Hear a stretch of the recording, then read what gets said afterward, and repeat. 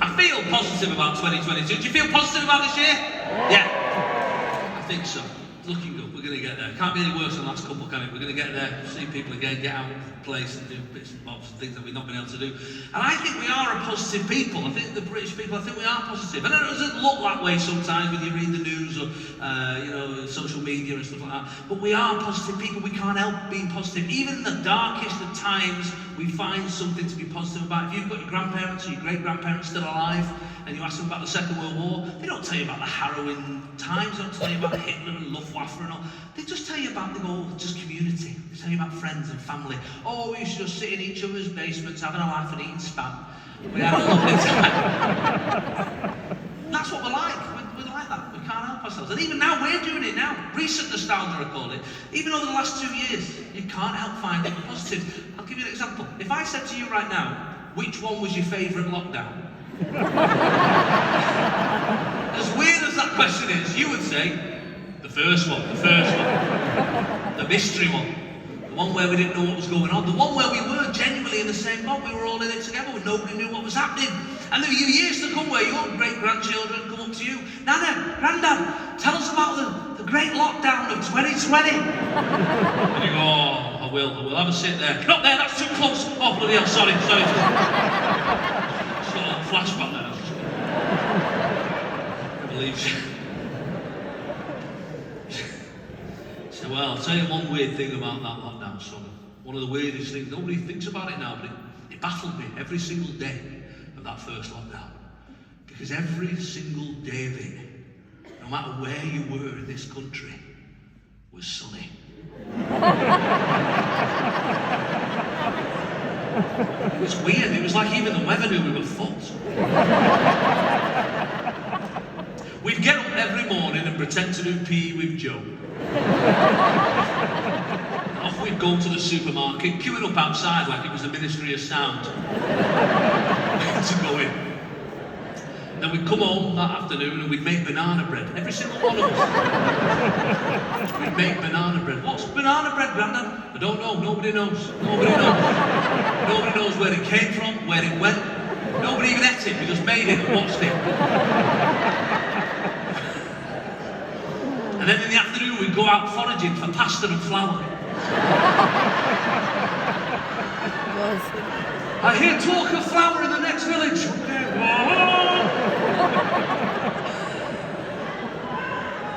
And toilet roll, man, if you're quite right.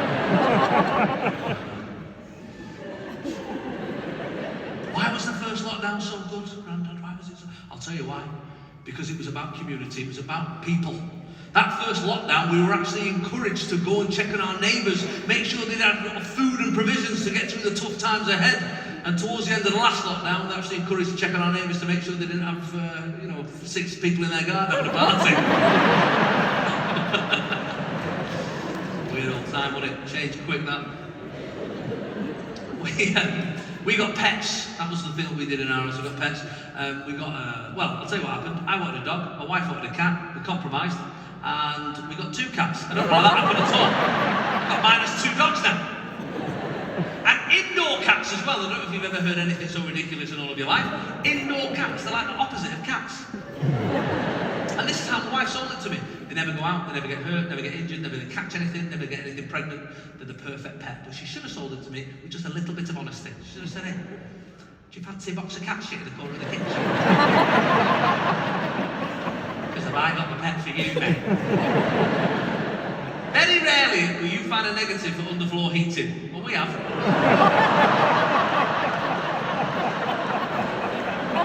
Such a tough decision, that. Warm feet, simmering cat shit. Which one do you want? No, it's not nice, but we're here now. We got a tortoise as well. My son wanted a tortoise, so we bought him a tortoise.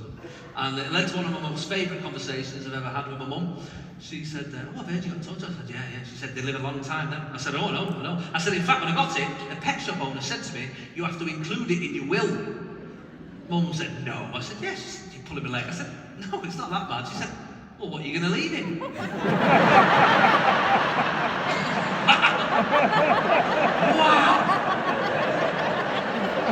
You just want me be in someone's mind for a second just to see what they saw. She didn't see me passing away and leaving it to someone to look after. She saw a lawyer's office. Somebody going through the last will and testament. Just a little tortoise in the corner rubbing his hands together. Those people are the best people. People with no filters. People who say things innocently. They're wonderful. I love them to bits. My parents are good at it. My brother's the king of it though. He's amazing. My brother says stuff, and he's a teacher, my brother, you know, and yet some of the stuff he comes out with makes me worry for that school. We went swimming a few weeks back with our kids. We both stood in the shallow end. I saw this mark on his arm and I went to touch it. He went, "Don't do that, it's a birthmark." I said, "I don't remember that when we were kids." He said, "I've had it about 6 years."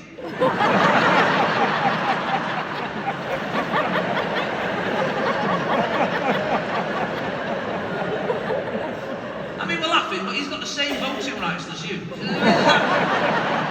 seems fair. The best one, the sort of premier one with my brother, and I guess like this has sort of entered family folklore, was years ago, probably about 10 years ago now. We got to play football, 5-a-side, my dad and my brothers. He opened up a brand new pair of shin pads. He looked really disappointed.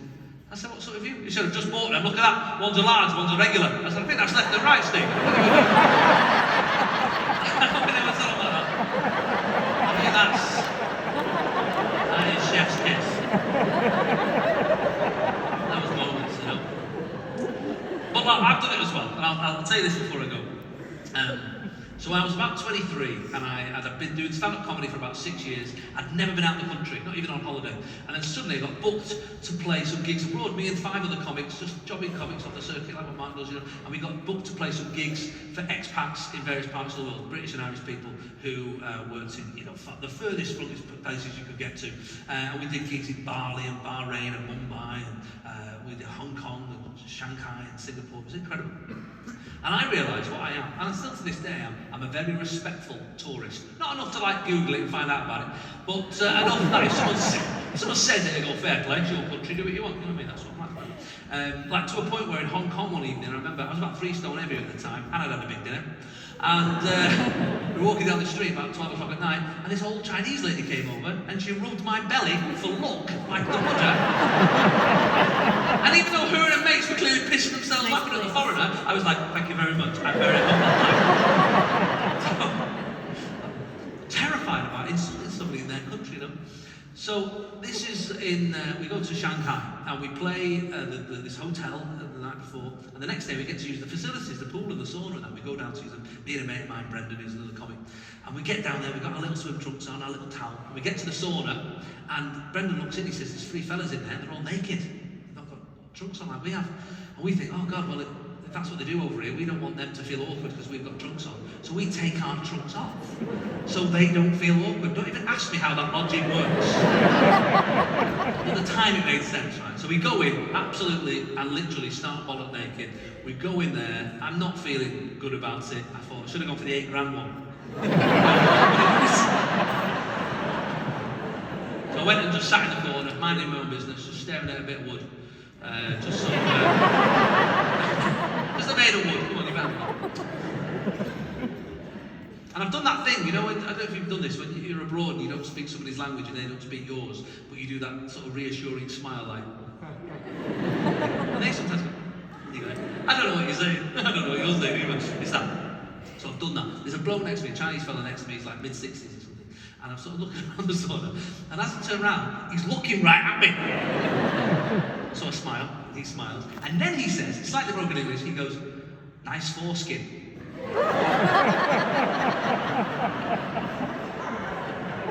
And I am taken aback, as you can imagine.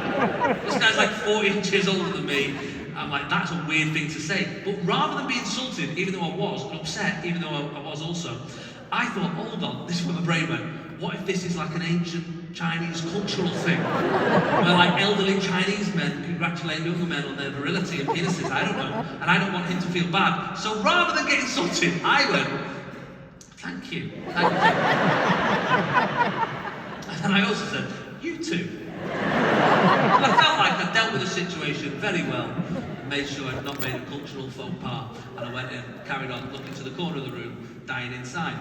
And I wanted to leave, I'm not gonna lie, I wanted to leave straight away, but I also thought I don't want him to think what he said has made me leave, so I'll stay 5 minutes and then I'll go, so he doesn't connect the two. And within those 5 minutes, another fella comes in, and he's like a Scandinavian-looking fella, long blonde hair and a blonde beard. He sits down, he's got muscles where you don't even know you can grow them, and he sits on the end there, and he's done the smile. And then he looks around, and the Chinese guy's looking right at him as well. And they've smiled. And then he says, and now maybe I've got a bit of time away from it, maybe he's phrased it differently, I don't know, but he says, nice for skin. Oh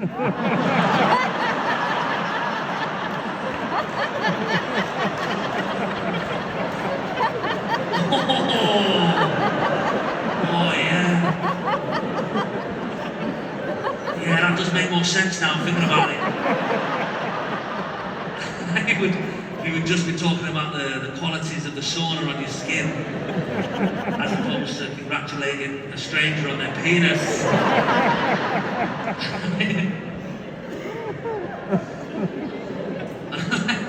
I left, as you can imagine. I went up to my room, I rang my girlfriend at the time, explained what had happened. She said, "You dickhead." I said, "I know." She said, "No, not that." She said, "You've not even got one, you're circumcised." I was like,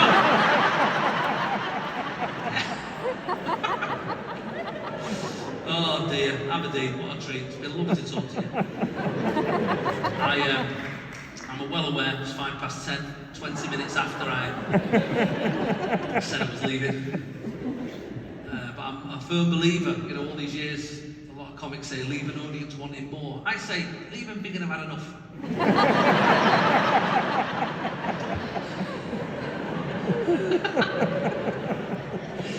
I have actually got one more story, right? But I'm just going to give you the option before I tell it, okay? Firstly, feel free. No hard feelings if you need to go. Do you want to hear this last story? Yeah. Then this is what I need to ask you. Can you do me a favour? This is the story. Now, there's no place for this story in the rest of the show. I've also only told this story about 8 times in 100 days, and I'll tell you exactly why when we get to the end of it. But you need to agree something, which is this. The show we've just seen, the beginning, Mark Nelson, Ray, the last hour and a bit, we're going to ring fence that as a show. That was the show. We can all go, oh yeah, I enjoyed it, it's good, yeah. And then this story, what we're going to do, we're just going to ring fence this story. And what I want you to promise me is that you're not going to use this to judge all of that. Is that a deal? Okay. So.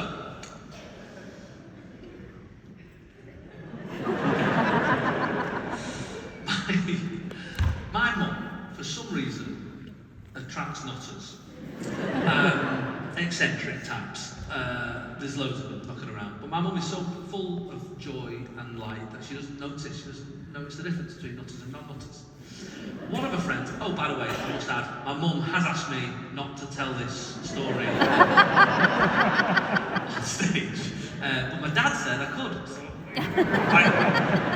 So my mum's got one friend, let's call her Garrett. I really should be thinking about this in advance. I couldn't come up with a better name. But anyway, she's there. She's called Garrett, right? Garrett is a fruitarian. Fruitarian is like a vegan, but annoying. You can imagine such a thing. She makes her own clothes. She tells you about it. She's very vociferous about her opinions. Now, during the lockdown, we weren't allowed in each other's houses. I rock up to my parents. I've left some shopping outside. I knock on the door and I stand back like all you guys had to at some point as well, waving to your nana through the window and all that bollocks, right? So we did all that.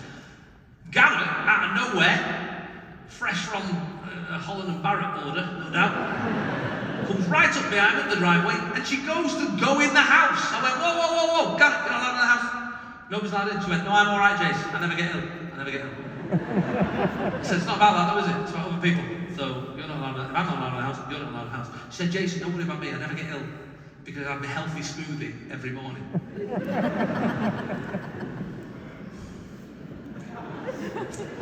I would like to add another caveat here, just to say, if at the beginning of the show you were a bit offended when I said fingering, you're not going to like this.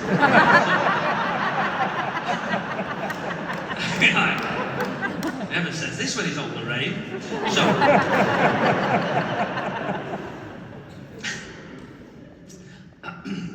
I said, healthy smoothie, because I'm into my health and stuff, you know.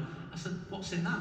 She lists 5 key ingredients, and I must stipulate, she gives them all the same level of normality. That was the true madness. She said bananas, I went right. She said homemade peanut butter, I said okay. She said almond milk, I said right. She said a shot of semen and some flaxseed, I said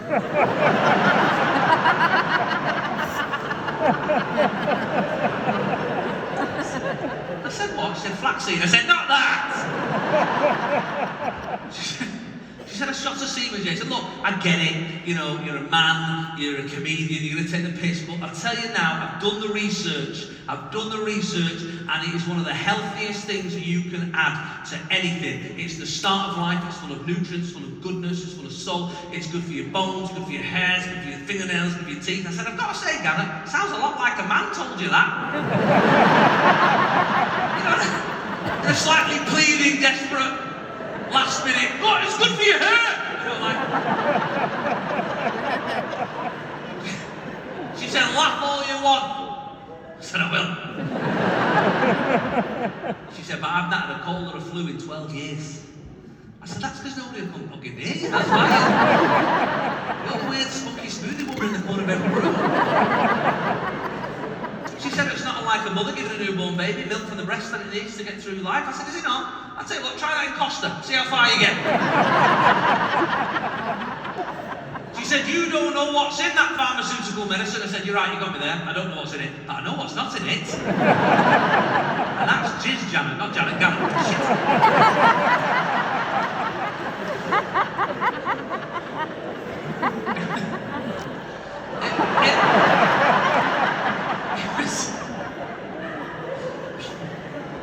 And now you can see why it's not in the main part of the show. Where can I fit that? And I generally just do it in places where I'm staying over. Because I don't want to drive all the way home thinking about what I just said.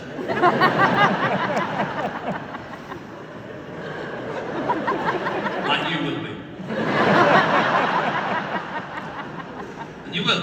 Because I'm well aware that joke leaves a lot more questions and answers. And I will try to answer a few of them now. I don't know, she's single, so I really don't know.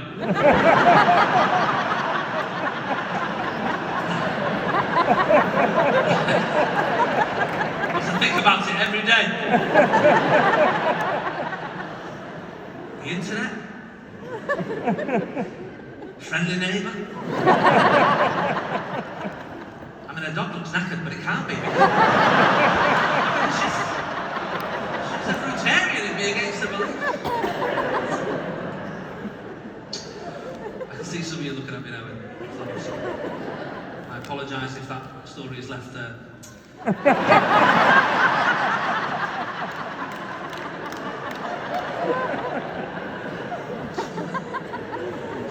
Now I'll tell you the reason I don't tell that off stage every night. And that's true, genuinely true.